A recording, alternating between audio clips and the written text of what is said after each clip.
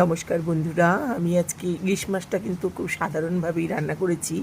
প্রথমে কড়াতে দিয়ে দিয়েছি খানিকটা তেল, আর তার মধ্যে কাঁচা লঙ্কা আর কালো জিরে ফোড়ন দিয়েছি। মাছটাকে আমি আগে থেকেই 10 মিনিটের জন্য লবণ হলুদ মাখিয়ে রেখে দিয়েছিলাম, আর লবণ হলুদটা আমি পরিমাণ মতো একবারেই দিয়ে দিয়েছিলাম। এরপর কড়াইয়ে তেল গরম হলে তাই মাছগুলো আমি ওটার মধ্যে বিছিয়ে দিয়েছিলাম, এবং ঠিক তখনই কিন্তু আমি থাল ধোয়া জলগুলো দিয়ে মাছটাকে ঢেকে দিয়েছিলাম 5 মিনিট ফোটার জন্য। এদিকে আমি একটি মিক্সির বাটিতে পোস্ত, সাদা সর্ষে, কাঁচা লঙ্কা এবং একটু লবণ দিয়ে বেটে রেখেছিলাম।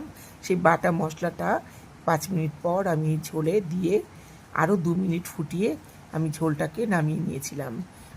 নামানোর ঠিক আগের মুহূর্তে আমি কয়েকটা কাঁচা লঙ্কা ও কাঁচা তেল দিয়ে আরও 1 মিনিট ফুটিয়ে এটাকে নামিয়ে নিয়েছিলাম।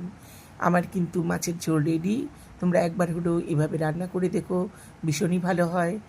আমি কিন্তু মাছটা একেবারে কাঁচাই রান্না করেছি। টাটা।